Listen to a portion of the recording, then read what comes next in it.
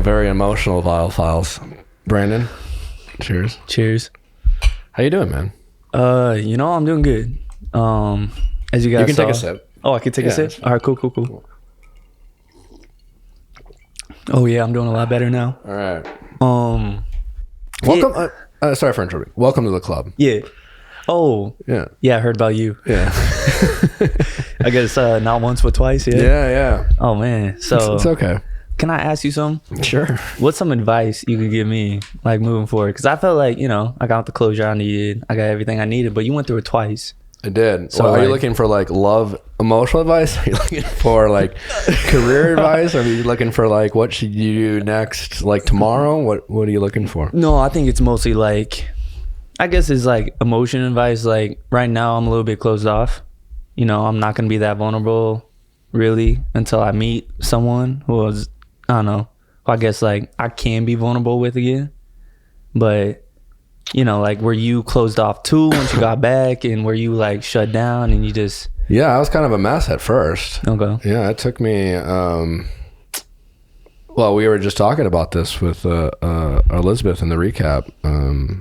It took me until getting through the airing of the show. Mm-hmm. And I guess I'll turn it back to you. I mean, my first question is like for me, it was really hard to watch back. And I look at you and watching your journey back, and not every scene is created equal. Not every runner-up in my mind is equal. Like, this world is funny, and I think, it's really hard for everyone to process, and everyone's affected differently, right? Yeah. And every once in a while, I see someone that reminds me of myself when going through it, where like this man is in. Like he's all in. He has put aside the outside world, family, friends, judgment, whatever. He has committed this. He found somebody he connects with, and he decided to say, fuck it, he's all in. And she went a different direction. And in this moment, this man is broken. He's going to be okay. But I felt, there's some real crying. And you don't get that with every runner-up, especially with The Bachelorette. Yeah. I saw that with you. Mm-hmm. And I'm wondering, watching it back, what was that like? Because there were times watching the season back with Andy that like I would cry. Because it would like, I'd be like, it would, like most people, like, have you had your heart broken before this? Yes, but not like this. Yeah. Yeah. This is a little different. Any heartbreak, right? You will romanticize the situation in your head. Mm-hmm. And this fucking thing, you got to watch it back. And you're like, fuck, we were in love. Like, what the fuck? And, and I remember asking myself, like, watching it back, like, I was like, what the fuck, and then you start questioning the authenticity of everything you went through. And so my question to you is like, what was your thought process watching it back as someone who clearly had very real emotions for Michelle? Like, did you watch it? Was it torturous? Like, what did you go through? So, I mean, okay, coming back, obviously I was completely broken, like I didn't want to, I called my parents as soon as I got back. I was like, hey, I'm in the airport. I could take an Uber, but I'd rather like sit in a car with you guys and just like talk out all my emotions on the drive home.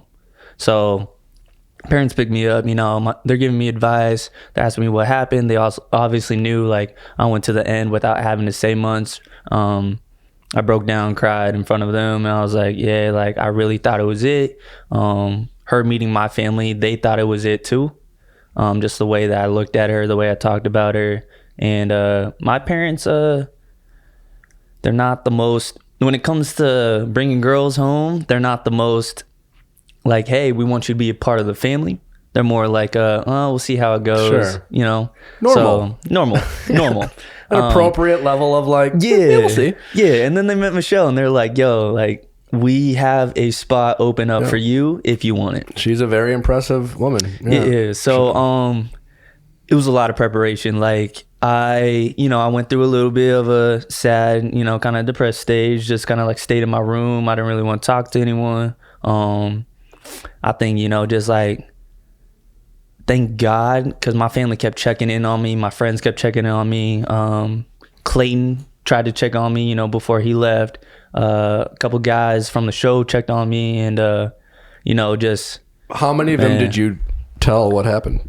I only told Clayton and Will what happened. So Will was the one who got his jacket thrown in the pool and all that. Yeah. I really liked Will at first, and then like at the tell-all, I was like, but you vouched for Will. I vouch for Will. Like, he's a really, really great dude. I thought it was pretty funny early on. Yeah. Yeah. I mean, I think at the tell-all, that was just cutthroat. Like, plain and simple. I've never seen the dudes like that. Like, that was just cutthroat. So yeah.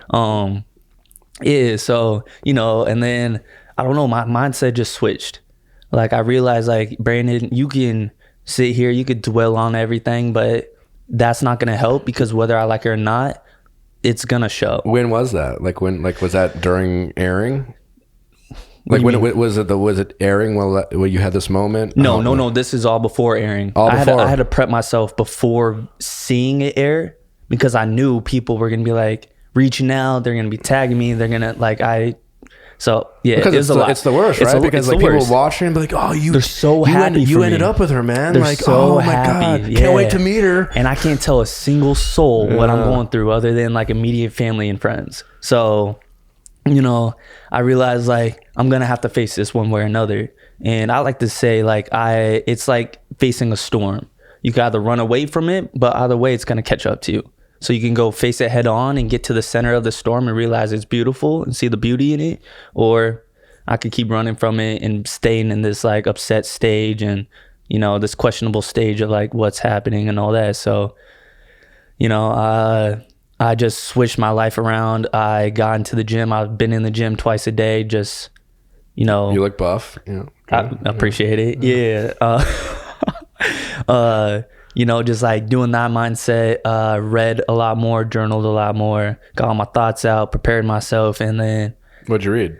I read, it was a book. It's just called Uncommon. Yeah. It's just like his struggle and his journey to get to where he's at.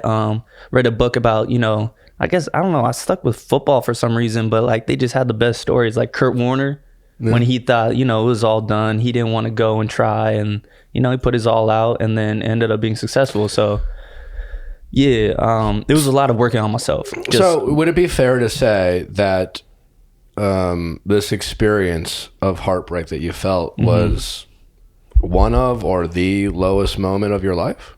It was definitely one of the lowest moments of my life. Yeah. Definitely, that day because I didn't allow myself to understand. I didn't allow myself. All I saw was the heartbreak, if that makes sense. Like, I didn't allow myself to understand the beauty from it. I just looked at the bad. I just looked at, my life. Sure, like right afterwards. Like, yeah, like I'm not moving to Minnesota with her, and I'm not doing this with her. I'm not starting a life. I'm not, talking to her family anymore. Yeah, so it was just like. So we only get the benefit of watching the show, right? Yeah, Nate obviously had been a front runner for got the first impression rose. Nate's a confident guy, and we watched this episode, like the Fantasy Suite episode, where Nate was he was kind of in your face, like kind of flexing a little bit. Yeah, he came in mad confident. I'm not gonna lie.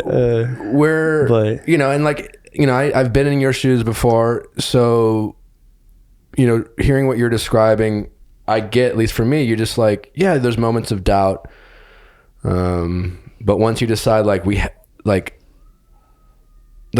I thought was, every time I have a moment of doubt, I just thought, how could she have what we have with someone else?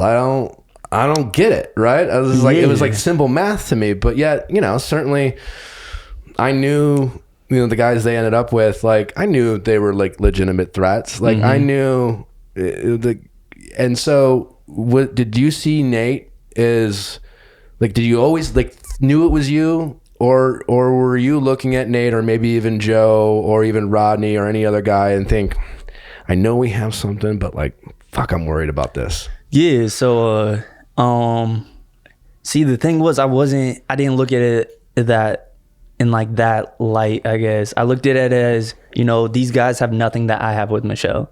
They will never compete to what I have with Michelle. I will never compete with what they have with Michelle. And I think I looked at it as Michelle needs to see the best out of every single person here. So if I'm the decision at the end of the day, then I was that perfect choice. I was that perfect fit. And we all brought something different to the table. So I didn't look at it as like, oh, Nate's such a threat, I'm going to have to do something, or Joe's such a threat, or do something. But you knew it came down to one. Like you knew like at the end of the day, Michelle had to make a choice. Yeah. It wasn't going to be the Bachelorette forever where she's like, I get to date all these guys, you know? Yeah. And when it gets down to the final three, like it's I don't know about you, but for me, it was just like, it's easier to like accept this crazy world you decided to be a part of. Like, hey, I don't know, it's weird. It's fucking like there's 10 dudes, like we're on a date, like whatever. But down to 3, it gets more real, and like you see the end. That's when everyone, like Joe said it best, we went from like bros to foes. Yeah. You know what I mean? Because everyone's starting to have this even more intense, intimate connection with Michelle, and then, you know, so. Honestly, I dealt with it. As soon as I left Minnesota. I realized that all the guys on the show are telling me to focus on my own relationship. They're saying, hey, focus on your own relationship, focus on, you know, your own talks with Michelle, focus on all that. And I realized that was the biggest lie that anyone's told me on the show. Because focusing on your relationship doesn't help you at all. It just numbs the pain from everything else that's going on. That makes sense. What do you mean? Focus, because you got to understand that if you want to be with that person in this setting, you got to learn to understand to put yourself in their shoes. So you got to understand that I know she's going to have a great time with Nate. I know she's going to have a great time with Joe. I know she's going to have a great time with me. I'm not going to just focus on me, because as you've seen, like I saw Nate kind of getting in his head a little bit at the end, because he was like, dude, I did not know that Michelle was having these connections with these people, like when the fireworks went off. He was like, yeah, I didn't know we were having this connection. See, I dealt with that already. And so you were prepared for that. I was prepared for that, because it's fantasy suites. We all know what that means. If you get a key, you know, it might lead to something. It might not. I mean, like, what does it mean? I'm not going to know. No. But I'm required to ask. You went down a path, and I just wanted to see how far you're willing to go. No. Yeah, so I dealt with that. And that helped me, because I realized, like, that's why I said at the end, like, your happiness. That's why I knew I loved Michelle, because I realized, like, wow, I've never put someone above me in my life before. Usually I try to look as equal, but talking to her parents and seeing their successful marriage, like, realize, like, you got to put them first. So I thought, you know what, I'm going to put myself in her shoes. I'm going to understand that she needs to have these great connections. These guys need to be at their best, so that she can see that and make the best decision for herself. Of course, I hoped it was me at the end. Obviously it wasn't. And I was, dude, Can I just, and I don't want you to answer right away. I want you to think about it for a second. Okay. Are you still hurting a little bit? You can take a drink before you answer. Yes and no. If that makes sense. So yes, because yes, right? And no, a little bit. So I think, you know, hurting less, but maybe still healing. Yeah. So I watched the episode before it. You know, I walked on stage and I saw everything going on, and I think it was less hurting. It was more. How do I put these? It was more. I thought I'd get clarity. Like, I had the parents love me. I had a great time with the parents tonight. From the last episode, because I'm watching this as I know I didn't win, so I'm looking at Nate and I'm seeing, like, you know, their connection. I'm seeing, you know, everything going on and how that all built up, and so that was hard for you to watch. A little bit, because you know, I'm trying to get clarity on why she chose him, and so I understand that, you know, you chose him. Your heart wants what the heart wants. You can't. Can I offer you some advice now, hearing what you have to say? You got to let it go. You got to let the TV aspect go. Yeah. Well, you know, because if I'm hearing you right, is that you bonded with Michelle's parents, and then when you watched it back, you saw that bond. You were reminded of that bond, like kind of like I mentioned. I was you go through this experience, we get heartbroken, And then you take some time, then you watch it back, and you're like, fuck, I have to watch this fucking shit back. I don't have to remember it. And then you're like, wait, that was fucking real. What I remember, I'm not delusional. I'm not fucking crazy, right? Yeah, because in real life, like, you don't get to look back at it. You don't get to watch, don't even look back. See, that's the most beautiful thing. And then they add a soundtrack in, it's like, it's even more beautiful than I remember. You know? It's just so beautiful all of a sudden. Like, so, God, I'm romantic. But, you connect with Michelle's parents, right? And then you're like, all right, maybe I'll see something more with Nate that I didn't get to see, and yet here we are. Michelle's mom's like, I don't know, like maybe he's a fuckboy. You know what I'm saying? You're just like, yeah, maybe he's a fuckboy, but I'm not, and that was hard for you to watch. I think that wasn't it. What was it then? Honestly, the hardest thing to watch was seeing how truly happy I was, and how so in love I was with her, seeing myself like that, and then knowing the outcome at the end. That was the hardest thing to watch. That's what I prepared for. My advice still stands. I think you got to try to. You didn't know better. You should not have watched the show for clarity. It was never going to give you the clarity you wanted. Yeah, so it will only bring you back to that moment because it's a show, right? Yeah. And they want the people who get to watch your journey unfold to feel as close as what you felt. Yeah. Right. That's why I understood, like, there's so much that happens off camera. So there's so much that happens, that wasn't on the screen and everything like that. You mentioned that at AFR again. Yeah. What are some things that you wish, more than anything, give me a moment with Michelle that you wish the people could have seen that for whatever reason, as we all know, not everything gets to be shown. They have time constraints, but what was a moment with Michelle that you wish the people might have been able to see? I think it was all the little small details that I did outside of the cameras, outside of it all, like finding her in the hallway and just going up to her and holding her and letting her know, like, yo, you look beautiful, and like those small little things, small little details. The whole bee thing. So I guess I had what was it called? The bloodbath, or you guys call it menthol. Okay, yeah. Yeah, so they did the bloopers, and I got attacked by a bee on the one-on-one. Like, I'm terrified of bees. I got attacked by one, and I'm sitting there talking to Michelle, holding her hand, and she's telling me her heart's going in a different direction, and out of nowhere, man, this bee comes up and lands on both of our hands. At the proposal? Yeah, the finale? We looked down and we looked at each other like, yo, what are the chances?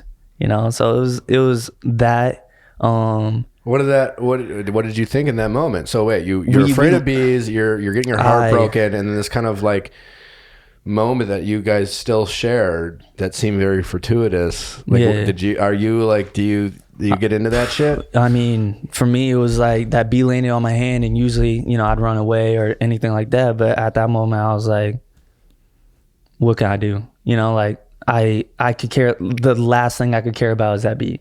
But it was just like a beautiful moment that, like, it's funny how one-on-one I get attacked by a bee, and then the last time we talked, the bee lands on both of us.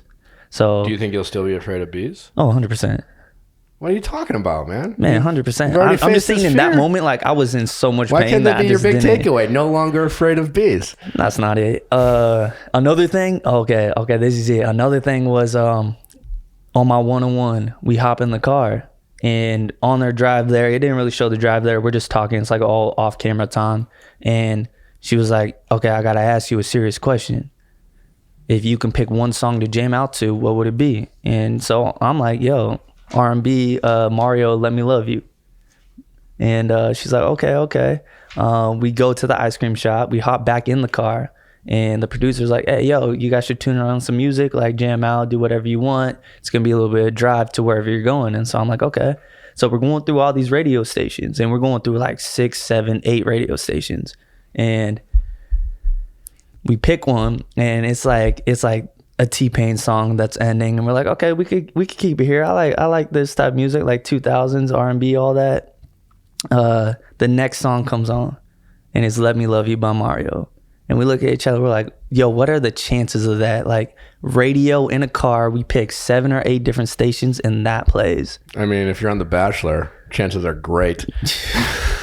Man, that was wild. Well, I picked the radio station, so it was like I thought. I'm a cynic, Brandon. You're a cynic. Yeah, well, I've become. I used to be you. Someday you'll be me. I'm gonna actually, Allie. I'm just kidding. Allie just sent me something. I'm gonna read to you, and I want to know what you think about it. Right, okay. Allie? Is this true? I'm live researching on behalf of Brandon. I'm very curious. Bees land where they feel they are safe and protected, such as how they feel near their queen in their hive. A bee landing on you, and it is an invitation to awaken the divine queen within you, sitting in a seat of confidence, grace, patience, and abundance. That's crazy. Wow. That's I like crazy. how Nick delivered that Google response as if he was like telling a girl, like, you are with a toxic man. Like it was like such cadence in which he delivered that. Maybe take it as like a... No, like, yeah. Yeah. I thought bees just hated me. I thought it was just like a personal vendetta. They look at your beautiful eyes. You got nice eyes, by the way. I appreciate it, Nick. I don't think the camera really captures your eyes. Well, the lights and everything, like I think my pupils were like this big the entire time, so it was kind of hard. But they're like a light brown hazel kind of. Yeah, like a hazel. Captivating. You ladies are missing out. Sheesh. You mentioned your clothes off. You feel a little afraid, like. So you also talked about on AFR that, and I'll be honest, I find it a little hard to believe, and I think Twitter agreed with me.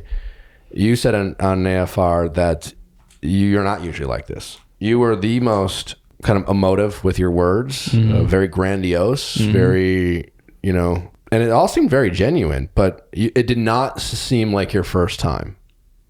Well, and which is fine too in terms of being so expressive. Yeah. So, is it true that you really this was the first time you felt like you were saying these things? Like you got to understand. Like in the real world, when I came to dating, like I would take months before I got in a relationship with that person. Before I even got vulnerable, before I said anything, it would take months after that before even telling them like my biggest fears in life and like what I've gone through in life and all that. So. I was closed off because I don't know. I just like vulnerability hasn't been like a huge thing. I'm vulnerable with the people that I'm comfortable with, if that makes sense. Like the people I trust, I'm vulnerable with. So it takes me a long time to trust people. But where does that come from? I don't know. Probably just life experiences, getting hurt in the past. My family's kind of like that too. They're not too vulnerable with people unless, they trust them, they get to know them, everything like that. I don't know. Just like I wore my heart on my sleeve with Michelle because I knew she was a one of a kind person and my feelings started growing and that's how it led. But real world, no. What mixed reactions last episode from you pulling Michelle aside? Yeah. Nate wasn't too happy with you. And interestingly enough, like I've been in Nate's shoes, and I was pretty pissed. Why did you do it? And what did you think you were going to accomplish? Because a lot of people would say that you weren't confident. Okay. And the fact that she might pick you, and it was, I think even Nate said it was an act of desperation. Hail Mary. Yeah. And Michelle even like started crying because like I thought she was gonna pick Joe. Like that was my pick a few weeks ago. Yeah. But when it came to the final three, I was like, fuck, I think Joe's going home because like I think I was really torn. Yeah. And you were this guy who, like episode one, I thought you were kind of a fuckboy, to be honest. It was the accent. It's like whatever, And you came out in the bed, and it's like I just want you to know what it's like to wake up next to me. I'm like, all right, fuckboy. But you really proved everyone wrong. And by that episode, Michelle was clearly into you. I'm like, fucking Brand's fine too, man. Yeah. And yet when you pulled her aside. And Michelle starts crying. I was like, fuck, maybe Brendan is going home because why is she crying? So anyways, what was your motivation?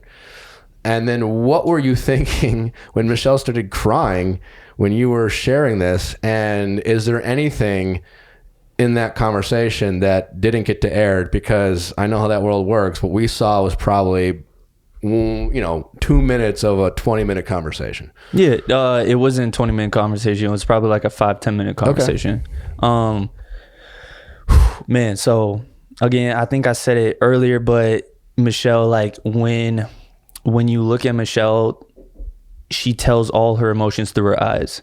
So when she sent Rodney home, I saw when she came back in that she was devastated, absolutely devastated. She tried to hold it in, she tried to hold it together. And I realized, like, if that's my person, if I was in that place and I was in her shoes, like, I have the guys to talk to. You know what I mean? Like, we could have pillow talk. I get all my emotions out and everything. But I'm realizing, like, who does she have? Like, producers are great, don't get me wrong, but sometimes you need someone outside that realm to really, like, talk to you, connect with you, and, like, figure everything out, So, yeah, got a lot of mixed, doesn't matter, like, it doesn't matter. It definitely does not matter. One thing I took away that was the most important to me that I kept with me the entire time was I asked Lavon and Ephraim, her parents, what made their marriage so successful. Like, what was something that I could take away after meeting them that made it so successful? And what he said to me was, the best thing about me and Lavon is, like, we're best friends. Hands down, we're best friends. Like, I always put her first. Understanding one another truly helps. Communication is a huge thing, but one of the biggest things is that they were best friends. So to me, going in, I chose to do it at the rose ceremony instead of before, pulling her aside, meeting at her hotel room or whatever it is. Because to me, going into a rose ceremony, you already have your mind made up. You already know it's not going to change drastically. Like, you already know who you're going to send home. You already know all that. So to me, it wasn't like desperation or Hail Mary, but I was there for her. I was there for my best friend at that time. I didn't go in for Hail Mary. I didn't care if I got sent home. I just couldn't bear to see her like that because I was so in love with this woman. And so I could not bear to see her crying. I could not bear to see, because it's just going to get harder and harder. And after Fantasy Suites 2, there was no way that was going to be like sending Rodney home would definitely hurt. But once you get that next step in connection and you're in Mexico, you're in this beautiful setting, like, I just try to put myself in her shoes. I actually believe that answer. And that's my best friend. So I went in, I was like, hey, you could send me home. That's fine. I don't care. I could care less. I want you to know that I'm here for you. We're here for you. I see you. Her biggest thing was that in her poem, she's felt unseen.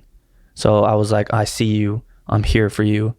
I just want you to know that everything is going to be okay. If you send me home, it's going to be okay. Send Joe home, Nate home, everything is going to be okay. Everything happens for a reason in this life.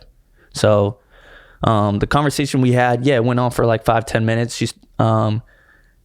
It meant the world to me when she started tearing up and crying because she really understood like what I was there for, my intentions. Because I didn't care what other people thought. I cared about what she thought. And she saw my true intentions, that I'm just trying to be your best friend right now. I'm not trying to do this for a rose. I could care less about a rose at this point. I'm here for you.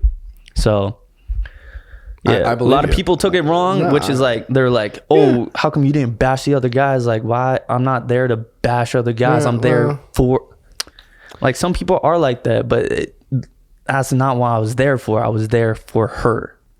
I believe you. So, yeah, I believe you. Yeah, and I believe you mostly because it was all very beautiful and well said, and you're a sincere guy. But you acknowledging that you knew she had already made her choice. She already, that's why I waited till the rose self-awareness that like it wasn't a Hail Mary because like you knew no matter what you said. If I would have, what Chris S did, stopped the date and pulled her aside and talked to her, or snuck to her hotel room to talk to her right before the rose ceremony, I feel like that's when. Like I saw the look on her face. I could not take that again. And I could not imagine going through that alone again. So I went up and I was like, you know what? I can care less what people think about me in this moment. I just want her to know I want to be your best friend. You're my best friend. just understand, as a best friend, I'm here for you. I see what you're going through. I understand. If it's me, I understand. Please just continue this journey. Find your person. Find your happiness. That's it. What would be something about you that people would accuse you of, like your personality, that would being a fuckboy would really bother you? Being a fuckboy. That would bother you? Yeah. Why? Because that's not who I am. As like you saw. Yeah. Sure. But and see, why would that? Why does that? Like, do you get defensive, or you know, like it's just like in your core, that's not who you are? It's just because in my core, it's not who I am, and also that's the first judgment that people make. So you? It was crazy because growing up, like, I was not a good-looking kid. I was not a good-looking kid. I had the braces. I was the kind of like nerdy kid in school who was good at basketball, but like braces, skinny. I was 5'2", 100 pounds, like Great Clips haircut. Not to bash on Great Clips, but you know, like, I was not a good looking kid. And before then, no one really cared because, you know, women weren't really interested in me. Like, I had a big heart, but, you know, I wasn't like the star athlete of the team, or I wasn't anything like that. Not the best skateboarder? God, when they sprung that up on me, I was like, dude, I haven't skated in 9 years, my guy. Oh, gosh. It's all good. But yeah, and then all of a sudden that changed. Like, I started growing. Like, I'm a late bloomer, so 17-year-old kid, that's what I got mostly. And I started, you know, working out. I had a huge growth spurt. I went from like 5'3" to 6 foot, and then later in college 6'1", 6'2", and now I started becoming a fuckboy because I look this way now. And I was like, what do you think makes a fuckboy? You tell me. You said, I guess, like, I mean, I can tell you, but like, if you definitely know you're not, I want to hear from you what you think it is, and like, give me an example of what like a fuckboy would be. And I'm only challenging you a little bit because I think you're great, but like on this show, there's a lot of like hyperbolic statements by guys in our position who want to sound and come across as really sweet. I mean, I definitely think Martin's a fuckboy. You know what I'm saying? Like I think he popped some bottles in Miami, and but I think Martin wants to come across as like a really sweet and kind and thoughtful guy, and so it's easy to say that you don't want people to think you're a fuckboy. But like, what do you mean? I like, that just comes off like that's the first thing they go to. Like, so what? I honestly, like, I can't tell you what it means. I guess as a guy who sleeps around, who doesn't really care about women's feelings or anything like that, they just want to get it in and go. But to me, like, growing up, like, my personal view was how I looked. Fuckboy is a look. It's not your personality. It's not anything like that. A fuckboy is how you look. And so if I'm a smooth talker or if I'm anything like that, that just adds into it. And then people just boom right off the bat. But for me, it was 100% how I look. So, I mean, it's okay. Like, people have decisions, they have judgments, and then they get to know you, and then they realize, like, oh, wow, you're just actually a nice guy. Like, yeah, it's crazy. Like, yeah, I mean, I don't know. Like, again, we could spend hours on this. I personally think of you know, fuckboys could be men and women, and they're usually people who are non-committal about relationships, but totally fine with participating in hookup culture. Hookup culture, yeah. And there's nothing wrong with hookup culture, but like, they often, especially like, you could be like, let's say you're dating someone, right? And you're just like, you meet this woman, and you guys hang out, and there's passion there. You hook up, and she's just like, I want to date you. And I like hooking up with you. And you're like, I like you too, but like, you know, I'm just like, I just got off The Bachelor, and it's like, I don't know, I was in love, and I'm healing, and like all this shit. But like, she's like, all right. And then you're like, and you call her up the next, you know, a week later, and you're like, hey, you know, I know, like, you said you want to date me, and I was upfront with you because like, I don't want to date you because like, I'm not in a position to date right now because again, I'm healing, you know. But like, also like, let's go to a movie. and then like you hook up again, and then you have sex, and then you keep kind of doing the same thing over and over. Gotcha. And like meanwhile she's falling in love with you because you're beautiful, and you got these eyes, and you're 6'2", you came off The Bachelor. This is very specific. And you know what I'm saying? Like that's you can get into a fuckboy situation. And again, like that's why I say men and women can be fuckboys, because in this climate we have met, like we're in a very non-committal like hookup culture kind of vibe where you got dating apps and everyone like doesn't want to define a relationship, and like I think players are people who are like dishonest and lead people on and manipulate and lie, but I mean, I digress. I but like, you know what I'm saying? So I think it's once people see my old soul now, like I'm old school, like I was raised old school, love old school, all of that. So people are going to look at you. You talk about a look, right? Well, because once they get to know me, they get to know me, they see that. But until then, it's sure. Yeah. So like, what do you do? Like, so it bothers you that people would think that. And I get it, right? Because you are, again, you're tall, good looking, attractive, and you have game, you're smooth, you're good with your words. And so a lot of people are going to meet you and think, there's plenty of women you could have. You must have options. It's not going to, the assumptions of you being a fuckboy aren't getting any better, buddy. Now that you're coming off the Bachelor. I mean, granted, you've come across very well, and you look like a great guy, but you will be given, you will have what people will perceive as options. And knowing that, like we opened up this conversation with you, like asking what you do, you're closed off. Shit, we have seen plenty of fan favorites in your shoes. Come on and be like, there was literally a guy named, was it Brandon or Brendan? I always get the guys. So that's why people just spell my name wrong, and they say they call me Brendan. There's a lot. It's slowly. I don't know what happened to that guy. Well, but he was you. He was you. He was the heartthrob. I mean, do you know who Justin Long is? He's an actor, great. He's in a lot of popular movies. Anyways, he loved this guy. Loved him. Okay. Because he was like this guy is a saint. And I honestly I think he's a fine guy. I don't really know him. I interviewed him once. He seems swell, but he got himself into a pickle. Okay. When he went on Bachelor in Paradise. Okay. And he came across as a bit of a fuckboy. Okay. Right. And so was he like talking to multiple women at the same time? I mean, it'd be interesting what you hear his perspective, but he came across as someone who had options. Okay. And he decided to consider those options, all while not being as upfront as he thought he was. Okay. With people who were clearly developing feelings for him. Oh, okay. You know what I'm saying? Like you're going to be in a position now where, even in in a weird world, in a weird way, you are going to be in your dating life. Whether Clayton's the next Bachelor, but in your life, you'll be able to play that game. You've been given this power and this influence and this platform, and people are noticing you on the street, and you will people will be coming at you, and it will be easy to be intoxicated with those options. And I don't know if you're a comic book fan, but with great power comes great responsibility kind of thing. Oh, you gonna pull some Spider-Man shit now. Okay. So you're confident being the person who's like, nothing bothers you more than being labeled a fuckboy, that you're going to be able to maintain this non-fuckboy as someone who's going to be... You're going to be tempted, man. It's already happened, like throughout the season, it's already been like that. The DMs are open. Yeah, but I don't respond to anyone. I don't do anything like that. Like you haven't responded to anyone? Not a single person. Okay. So, unless it was like Caitlyn from the show just saying like, hey, how are you doing? Or like, but friend.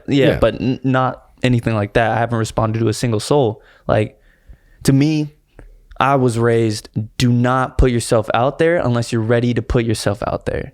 Right now, I'm still, working on myself. I'd like to get to a certain point. I'd like to get the happiness of what I saw myself on that show.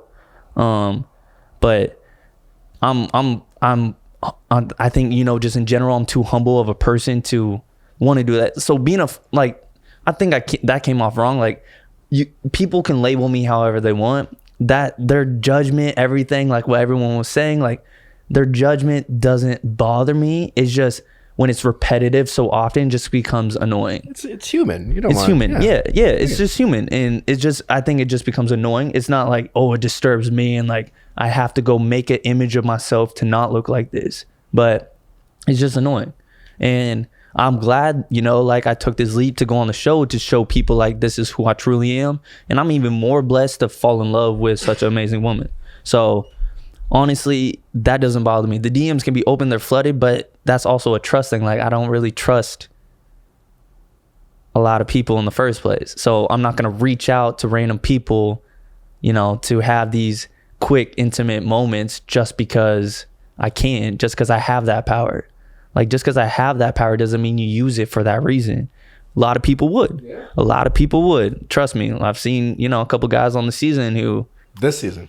Yeah, who, you know, they... Who are we talking about?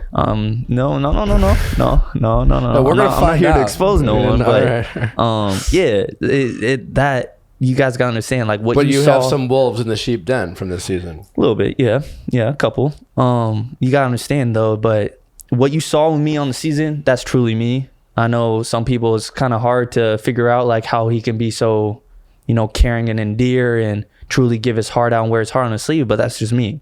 Like I'm not here sleeping with a bunch of women. I'm not here doing this. I'm not here doing that. I'd rather be the best of myself before doing that. That just complicates things. That just adds more stress to your life. Especially like it wouldn't be fair to someone to reach out, hit them up, and be in this state of mind where I know like I could be going down that road of being a fuckboy.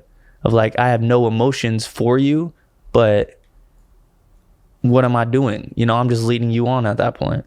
So I don't know. I got hurt. I don't want to hurt someone like that, if that makes sense. I think it does. I think it's great to say. I believe you, and I hope that you follow through, and I think you will. But a lot of people before you have disappointed. Yeah. Did you learn something about yourself that you would like to work on or change, whether it was on the show or just in life? You're a great guy, you're emotive, but like do you think where have you grown, and where are areas in your life you think you can grow to be a better partner for whoever that person ends up being? Yeah, I think you know, the sense of growth came from, you know, let me think about this. I think my sense of growth personally, the best positive outcome I got out of this is that I learned how to love myself again, if that makes sense. Because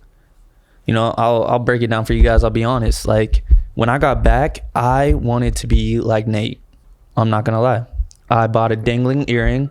I was gonna buzz cut my hair. I was in a bad place. Like I didn't love myself when Michelle broke up with you. I didn't love myself. Thing to admit. I didn't love myself, and I was like, man. Did you almost do a nose piercing? No, I don't know. Because like Nate rocks that. I mean, dude, yeah. I'm just saying, like that's who I wanted to be, because I just didn't think I was good enough. Yeah, and good, so good for you for admitting that. The best positive thing out of it was I learned to love myself, and I learned that there's nobody else in this world like me. So I think, you know, learning to love me was the best positive outcome. Another thing was looking at this breakup as, man, one day I'm going to have children. I'm going to have 3 kids, and they're all going to go through the same thing that I'm going through. 100%. They're going to go through a heartbreak. They're going to think that they were so in love and that they were so invested and that was their person. And I could be able to connect with them, let them know that right now, in this point in time, it feels like it's the end of the world. It feels like there's nothing going to be coming good out of this. It feels like you just lost everything. But you got to understand, and I could show them, you know, I can like look at this back. I could show them this and be like, I went through the same thing. You got to understand that I wouldn't be here because it all leads to something special. So she may not have been your person. They have not been your person, but you're going to find your person later on. So, you know, that was a huge thing, you know, coming to terms with that. Just, hey, this heartbreak was one of the best things that happened, because everyone is going to go through heartbreak. And now when I raise, you know, little people after me, like they're going to go through the same thing. And I could be able to look at them and be like, everything is going to be okay.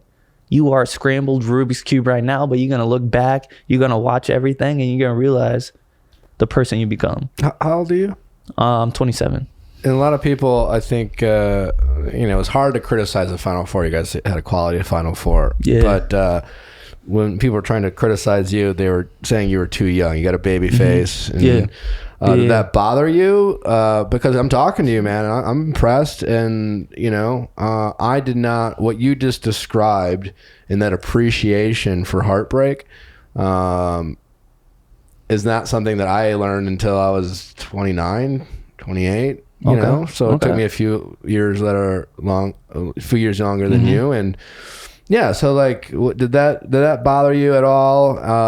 And where do you feel like, is there anyone else besides your parents who kind of taught you, who has been your role model, and you've learned this about, this sense of, because what you just described is perspective, which to me is like the key to life. Yeah, it's really. and where have you been taught, and who's kind of mentored you about some of these kind of ways to look at adversity? See, I don't think it's really mentorship. Like, I learned that out for myself, but I was given that through the love of my friends and my family. Like, they built me up, and I took on this, like, what can I take from this? Like, what are the positive outcomes? Because it's not all bad.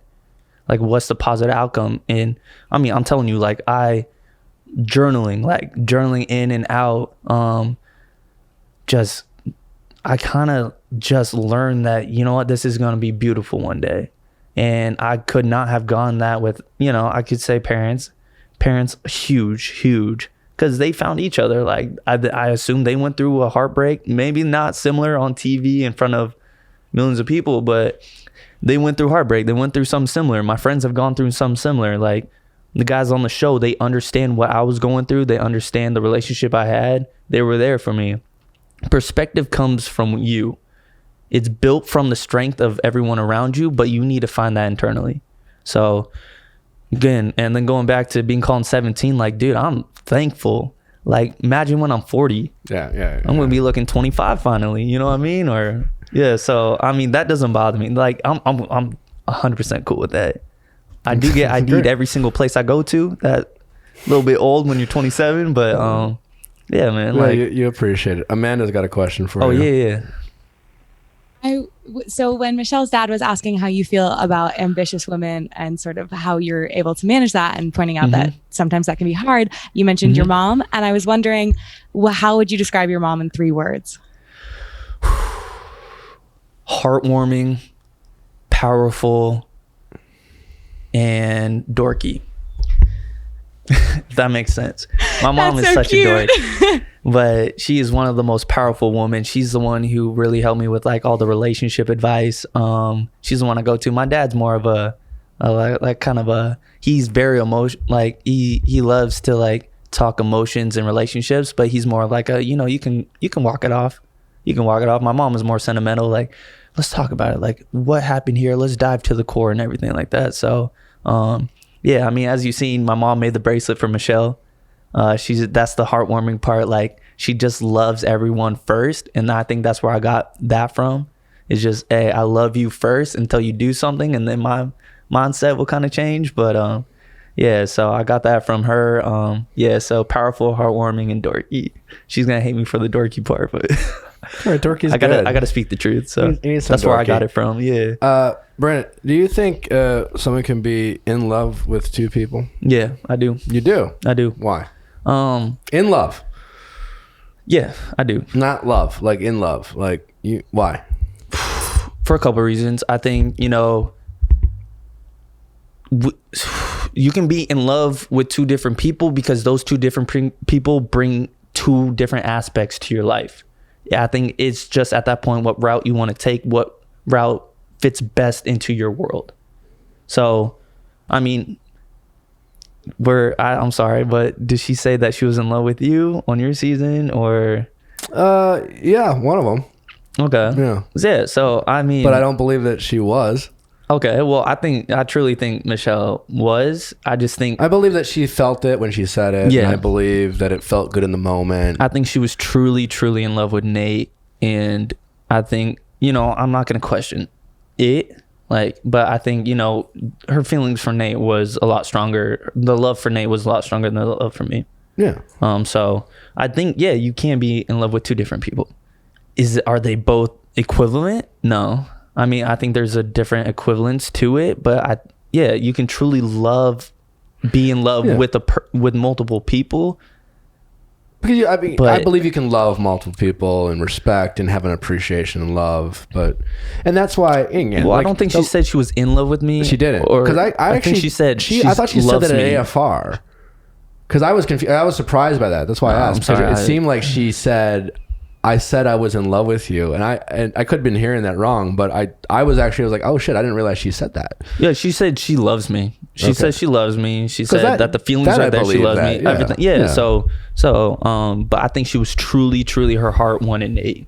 I think it wanted Nate. You know, honestly, I think it wanted Nate a little bit before that moment. I don't know what she went through, but I think, you know, I could see it, their connection. Do you think about when she might have made up her mind?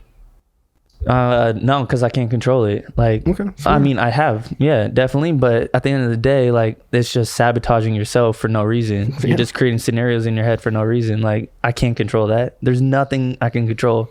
I got asked though, if I could do this all over again, the exact same, would I? And I said 100%, without a doubt. Without a doubt, I would do everything the same. I would still pull her away from the rose ceremony, check up on her. I would still drop off that letter right before. I would still do everything. So I believe you, and I'm glad that you feel the way you do, because you seem like you have found a sincere appreciation for the experience, and I believe that you will continue to own like how you felt about Michelle, 100%, and own you're never going to apologize for the way you felt, because it was real in the moment. And I'm sure you will continue to process this experience, as everyone who's been in your shoes has, and you'll come to certain realizations, but you will, and then something that's always helped me is that, Caitlin, is you've become friends with, right? You know Caitlin, and she was one of the women I was on her season. Okay. And they're friends now. I'm friends with Jason, and him and I talked about, I don't see Caitlin as an ex. You know what I'm saying? In the moment I didn't know, but as time has passed, it's a significant place in my life. I don't deny the feelings I had; they were real. But just the way you process it. But I'm glad that I've never tried to downplay those feelings I had and try to diminish that experience, because I didn't want my ego to be like, oh, I didn't really care and whatever. Yeah, at that point, fuck your ego, dude. But I'm glad you feel that way. Man, not everyone does that. Is some of the people on there just for the wrong reasons, and that pissed me off, because it pissed me off. Come on, man. I was like, come on to you. I'm like, come on. Oh, come on, man. Just, you can see some of the people were on there for the wrong reasons, and Martin. Yeah. you have a thing for Martin, my guy. Yeah, I mean, I watched with a critical eye, and I did not appreciate how he handled his exit, or what he said to or about Michelle, and I think how he handled his disappointment and how he defended Jamie weirdly. I think I've said this on the podcast before, which you probably didn't hear. I think he's the guy. I think he's the friend who will defend cheaters. I think he hangs out with the guys who cheat on their girlfriends, and his friends will be like, "How's that Martin's?" And Martin's like, "Yeah." I'm like, not Rodney. Rodney would never cheat on his girlfriend. But, I was gonna say Rodney's a sweetheart, man. But you know what I'm saying? I don't know. I could be wrong. I could be wrong. I haven't met him, but I'm pretty good at reading people. I have a strong opinion about Martin. Yeah. I get that.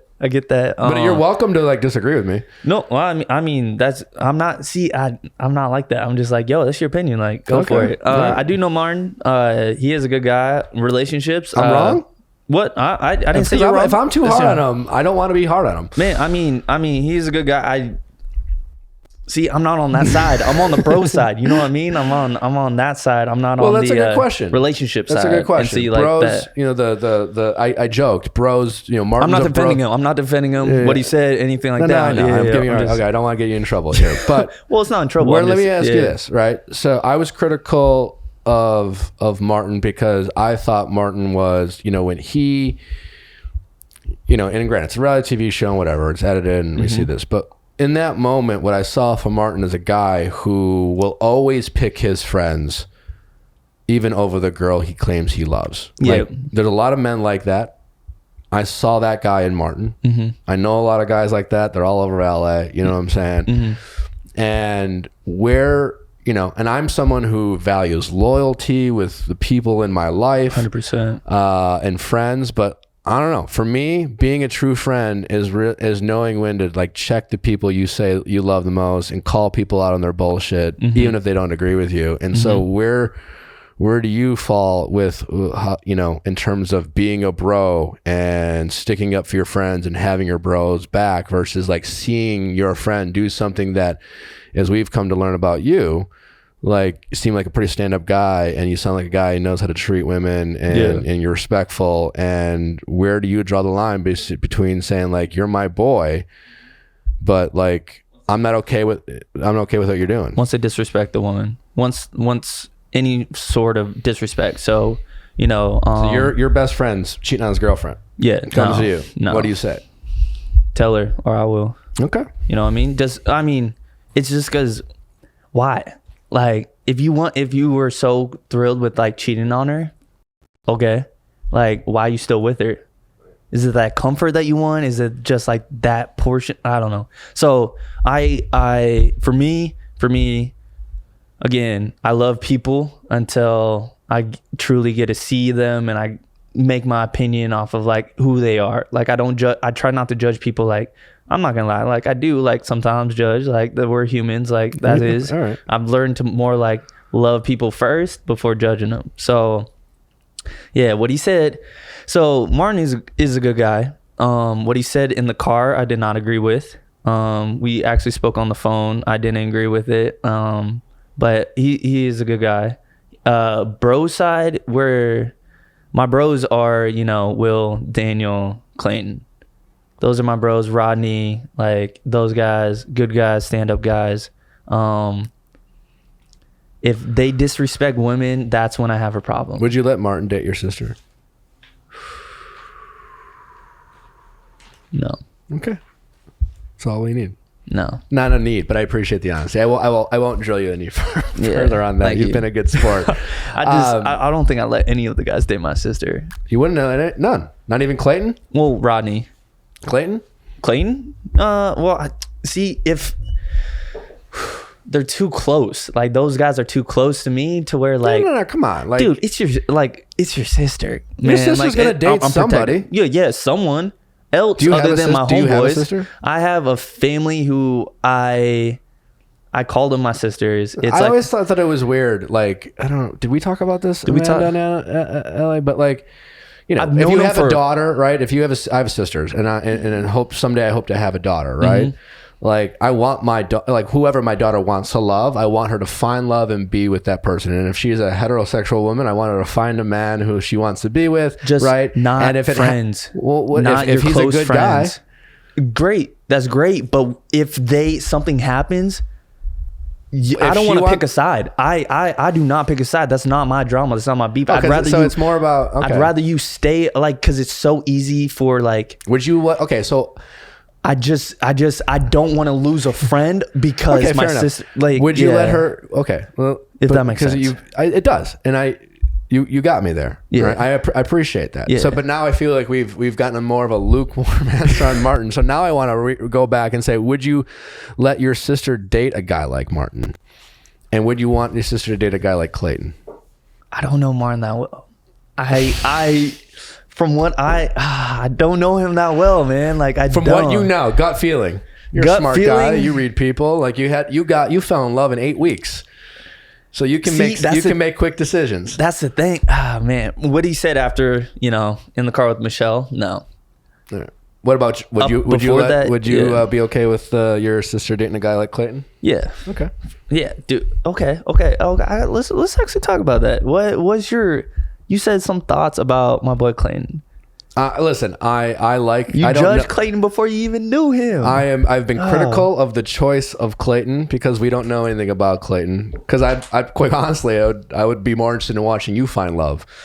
Like I'm invested in your love story. Yeah, I just yeah. don't give a shit about Clayton's love story Yeah. yet. I'm sure he's a swell guy. No, he swell seems guy, like a really nice guy. Swell guy. I look forward to be proven wrong. I think it'll be an entertaining season. It's not the guy. Yeah. I don't have a problem with the guy. I don't know anything. Like we know nothing about Clayton. Yeah. Like enlighten us about Clayton, Dude, okay. Yeah, so this man is just one giant 6'4", 6'5" teddy bear. He just one like the most fun kid I had fun with. He again, I let him date my sister. I wouldn't let him date my sister, but if we understand, gun point to my head, like yes, he's a good, like absolutely, the type of 100%. guy. You hope your sister falls for a guy like Clayton. Great guy. I think the only thing is, dude, like the show portrayed him well. They didn't show a lot of him, but it portrayed him well. Clayton was reserved in Palm Springs. He did not want to come out. Minnesota, once we knew that we were going to the football field, all of a sudden this man changed. He was all of a sudden in his element. He was 100% himself. He was 100% genuine, nice. His true self came out. He started becoming comfortable because, I mean, with these guys and after the whole Jamie thing, like, dude, it's kind of hard to trust people at that point. When Jamie started doing his little bullshit, like it started a whole trust thing with the guys. Like guys started becoming more reserved because we thought we could trust one another and we're here for the same reasons. Turned out it wasn't. So I think at that point it was, guys kind of started closing off. Like I still had my boys, so I was still cool with them and like talking to them and everything. But guys started becoming more and more reserved because they didn't want to open up with someone who's gonna, start rumors or anything like that, or, just create drama. So it portrayed him well. It could have showed a lot more points. Like we had a huge bromance moment. Like right before my one-on-one, I didn't get to say goodbye to him. So I'm doing my whole contemplation and everything like that. And then they brought him back and we just had a whole moment that right before my one-on-one, he was like, dude, like, I know like you're the person for Michelle. Once you know you're on the big things, just keep being yourself. Just stay yourself throughout this whole thing. Like everything's going to be cool. Like he was always there for every single guy in the house. Always there. And so, yeah, just became one of my closest friends right after. And then, yeah, so, I mean, he's a good guy. See, I think what it was is that, going in, they announced it was Clayton and people had such high expectations. Like extremely, extremely high expectations that ultimately he could never meet because it's out of his control. So no, I mean, they had high expectations because it's The Bachelor and they want to be invested. They want to be invested in all that. Either way, it will be up to Clayton to show us who he really is. He will need to not be reserved, and he's gonna have to shine even when he's on the football field. You know what I'm saying? And I hope it's gonna be an exciting season. I hope that he does. Yeah. Forgive me for asking this question, but I have to do my job. Do your thing. If you got a call from Michelle, slid into your DMs, would you read it? Would you reply? And I know you got to respect. She's with Nate. Yeah, I know you wish him the best, but like, wait, in like a weird with the door, or? With the door, not weird, but like, would the door be totally closed? Have you moved on? Or would you was there any part of you that is like, hey, listen, I got to respect that she's with someone, but like, if she's not, then like, give me a call. I think no. So I think it's more the door is open as a friend. Okay. In a respectful way. So if she did slide him in DMs and just like wanted to talk and everything, then I would talk to her in a respectful manner. I wouldn't talk to her in how I talk to her, on the show or like. I'm assuming like this is like if let's say if it didn't work out with her and Nate. Oh yeah. I'm saying like, who knows? We wish him the best. Things happen. I would talk, but 6 months later, she's like, hey, listen, didn't work out. Nate went paddleboarding, never came back. And she slides into your DMs. I need my person to choose me first. Okay. To see me and then choose me first. Yeah, I mean, I would be there for her 100% in a respectful way. Yeah, we don't doubt that. Yeah, but my person has to choose me first in that sort of setting. I think, at that point she chose Nate, and I truly wish him the best, but I can't be a second option, if that makes sense. I don't know.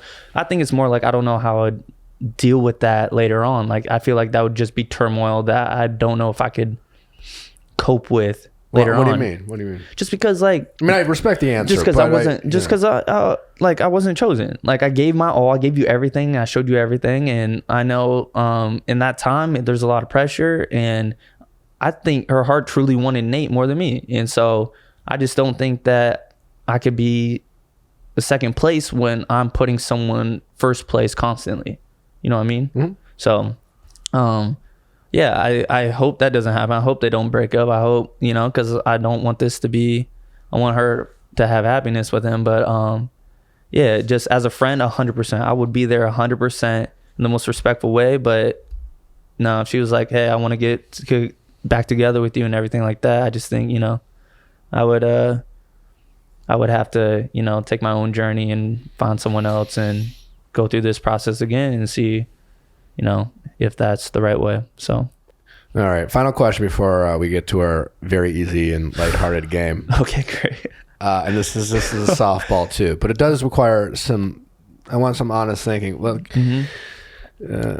what's something that women you've dated have thought they liked, but ultimately found a little bit of annoying? Do you have any annoying habits? Like, what's something about you that's just like, it's just like, like you do that all the time, and I'll be honest, it's kind of fucking annoying.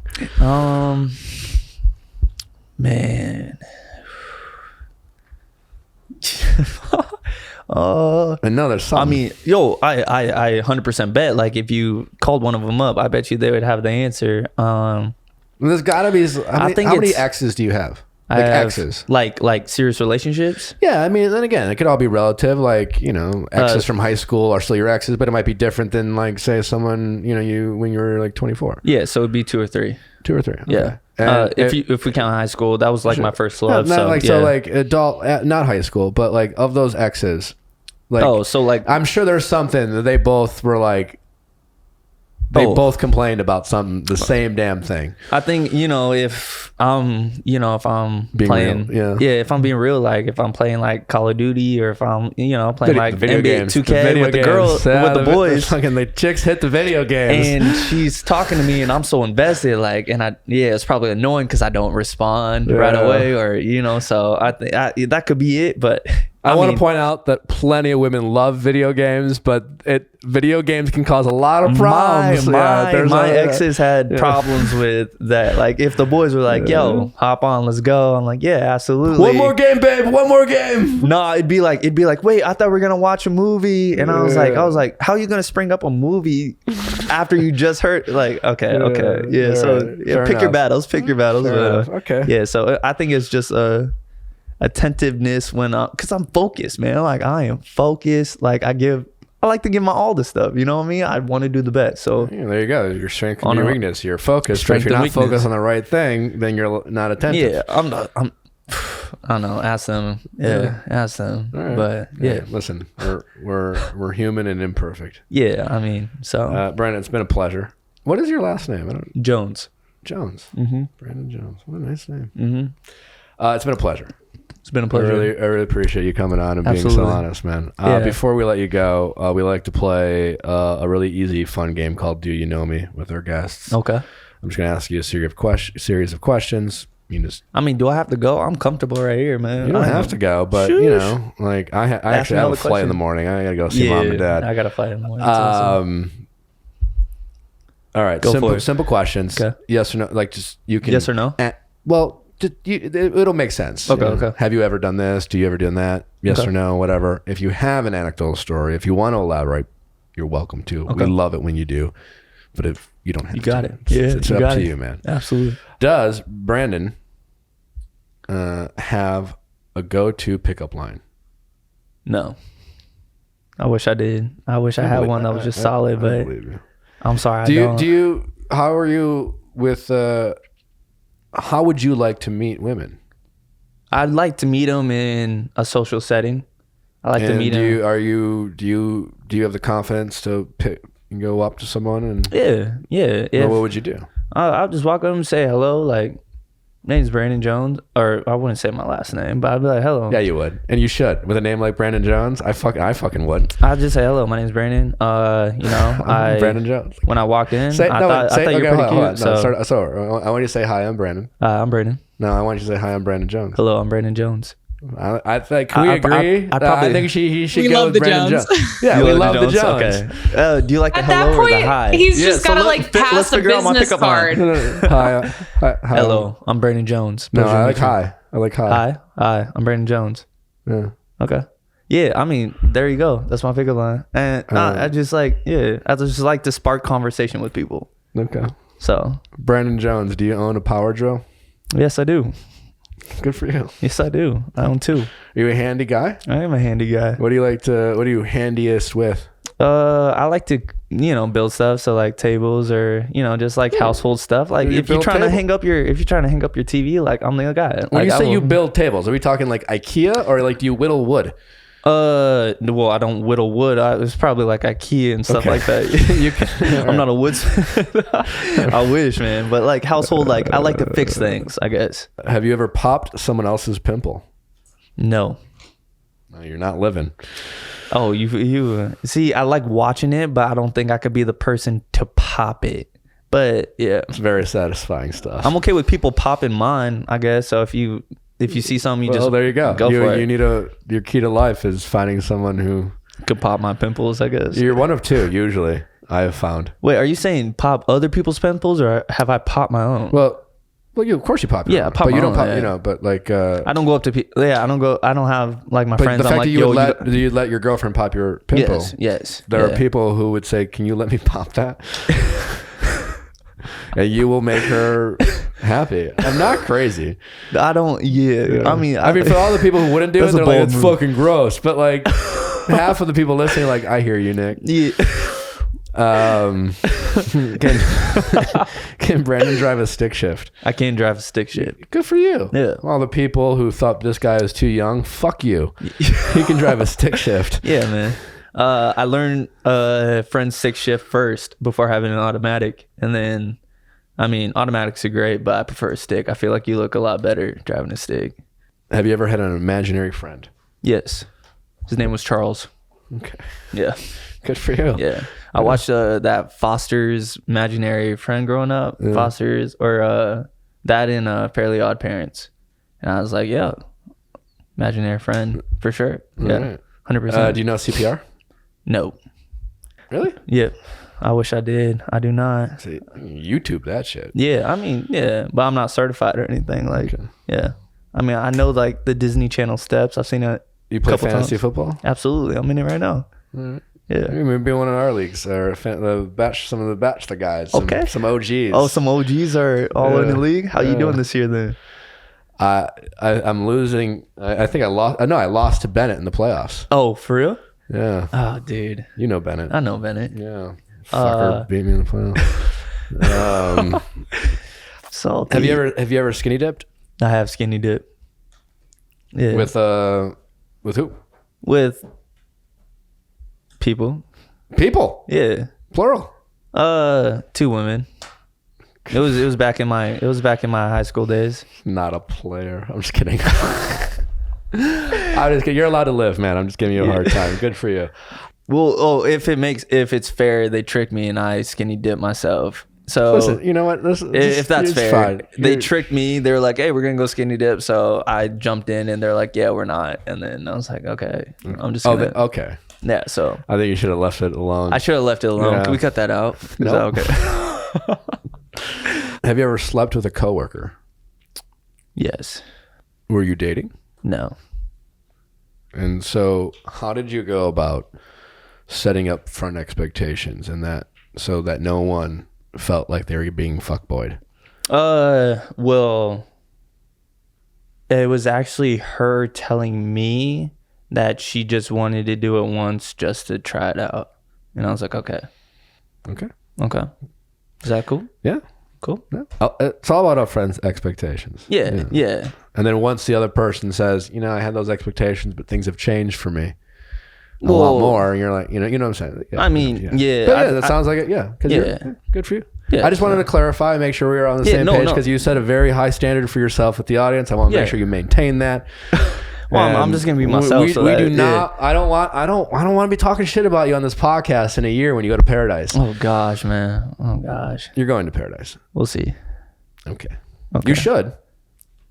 You want advice? You should go to paradise. I mean, I wouldn't quit a job.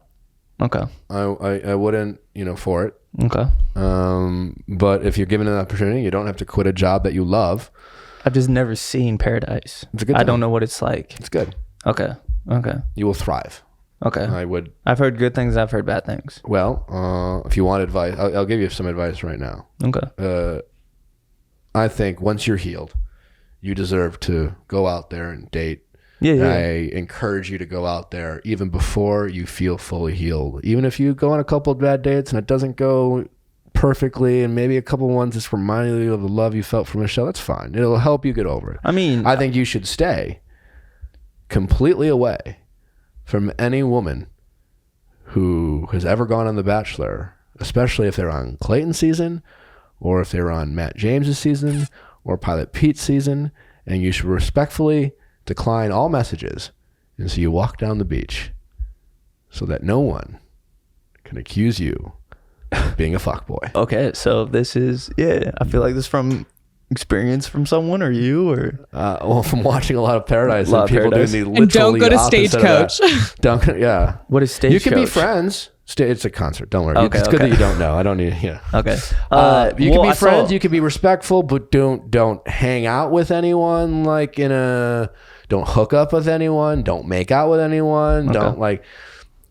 It's best not to talk to anyone. Okay, cool. But you can be friends, and if you want to go to Paradise, then be available and meet people for the first time, or at least just explore relationships for the first time. Okay. Well, so speaking of this, I just saw Thomas and Becca, and I saw how happy they were, and they were on Paradise. I'll tell you what, man. I'm a believer in it. We were hard on Thomas. I've become not only I'm a Thomas fan. I'm close to considering that man a friend. He's a great guy. I just met him. He was a great guy. Oh, well, I mean, you talk to some people from his season, and they will, but he was a devil. It's just and I was hard on. I mean, I saw. Yeah, I heard true about. True story. I went out last week. Me and Natalie met up with grocery store Joe and Thomas. They were out. Okay. Joe was at a party, and also had Serena P and grocery store Joe, a wonderful couple. We had dinner last night. We enjoy hanging out with them. They're good people. I want to, good people. Anyway, Natalie, my girlfriend, and Thomas were talking, and Thomas was asking about our favorite ice cream or whatever. And this motherfucker, the next day, and he was supposed to, him and Becca were going to come over. Joe came over for the football game, the Packer-Bears game. Okay. They didn't make it over. And this guy, because we earlier in the day, it was like, hey, if you have time, swing by and whatever. So he had my address and dropped off a pineapple ice cream that him and Natalie were talking about at our front door. Sheesh. And just rang the doorbell and said, left you guys some ice cream. I told you, man. He was a sweetheart What a when sweet I talked guy. to him. Yeah. What a nice, genuine, thoughtful Did you person. guys see them making out after the final rose? He told me about it. I did. Yeah. In the blurred out, it's Brandon and Michelle having this heart to heart, and you just see Becca lean in. I see. That's the thing is that's it's a legit relationship. It doesn't. Yeah. So I mean, the guys they told me they were fucking hard on him, dude, and hard. I heard what he did on his season, but compared to what people did on my season, I was like, that's nothing. That is nothing. He literally was like, did you ever think you could be the Bachelor? He's like, yeah, I thought about it, and they were like, fuck you. Oh my gosh, yeah. Okay. Anyway, and again, I actually thought he was kind of full of shit when I first met him. Okay. But he proved me wrong. I mean, he seemed like a great dude. So he's a stand-up guy. Yeah. Have you ever had sex in a car? I have. Were you driving? No, it was with a girlfriend. Have you ever done a keg stand? I have. All right. I have. Last question. Does Brendan have more than 10 pairs of shoes in his closet? Yes, you do. You seem to be a clothes hound. A fashionista. I saw that date. I saw what you were wearing on that hometown date. Yeah, so I actually worked at Nike. I was a contractor with Nike for 2.5, almost 3 years. And so I got a little bit of shoe collection. Like I brought my all gold Kobe's and I brought my Jordans and I brought, so I think I brought at least that amount with me here. And that's just you're a sneakerhead. Yeah, I'm a sneakerhead. 100%. All right. So what's next for you? I mean, you're a traveling nurse recruiter. Mm-hmm. Do you want to keep doing that? Is that your final destination with your career, or would you like to see yourself? No. So, I actually departed from that job just with everything going on. And yeah, I was just there's so many things going on. And with this, like I was so stressed out. I was so beyond stressed. And I just knew like, okay, I just need to take a break from it. And I just need to like collect my thoughts. I needed to become a better person. I needed to love myself again and then put myself back out there. Like when I say that, I don't mean just relationships. I mean like work. I mean like with friends and everything like that. Cause I don't want to be the person who's bringing everyone down just cause it's my problems. You know what I mean? And so, yeah, so I was a traveling nurse recruiter, had to depart from that just cause it just got so unbelievably stressful. Yeah, so, right now I think I'm just working on myself. I do have another job. It's just like kind of like side gig, just like enjoying life. Like right now, I'm just enjoying everything that's happening. And so what's next? I don't know. Right now, I'm just working on myself. Like I do want to be a part of this franchise. I love it. You talk about, like... See you in paradise, man. Yeah, what you going... Oh, man. You don't have to be all coy, man. Like they clearly are gonna want you. I don't know. I don't know what that future holds. I don't know what that future holds. So we'll see. But I'm gonna just promise me you will not talk to anyone, flirt, lead anyone on. You will be cold stone with anyone from Bachelor Nation who slides in your DM, and definitely don't slide into theirs. Are you saying before like going on Paradise and stuff like that? Meet people for the first time. Or just in general? Oh no, you deserve to date, man. You should go out there and live your life, Well, I mean, you've been through it. Like that's why I appreciate the advice. Yeah. So I mean, women. I mean, shit. Clayton season's done. Yeah. So. Oh yeah. Oh. Has anyone from Clayton season slid in your DMs yet? Yes. Okay. Yes. Did you respond? No. Okay, good. Smart. No. But I mean, don't just keep that. Keep that going, I'm telling you, I haven't responded to anyone. I'd rather just. All right. Yeah. Don't promise me you won't. I promise you I won't. All right. I promise you I won't. It's been a pleasure, man. I wish you all the best. Yeah, I appreciate it. I'm glad to see you're doing well. You're going to be great. And thanks for being fun and a good interview. And I'm sorry your heart was broken, but I'm glad that you're definitely in the right direction, and I'm not worried about you one bit. Yeah, no, I appreciate it. Thank you for bringing me on. Just anyone going through a heartbreak, I promise you it's going to be okay. I promise you it's going to be all right. But hey, man, you talk about this on the show, death taxes, and you will get over someone if you allow yourself to. Learn to love yourself. That's the most important thing. So, in perspective. There you go. So, guys, make sure to follow this young man, root for his success. I think we'll see him in the future. Thanks for listening. I hope you enjoyed this episode. We have next week another great ass Nick and a best of that. If we knew Brandon was going to be so giving, we would be part of that episode, but everything else we've done this year, I'll be sure to check that out on Wednesday. I hope you have a very Merry Christmas, happy holidays, whatever it is you celebrate, and we will see you back on Monday.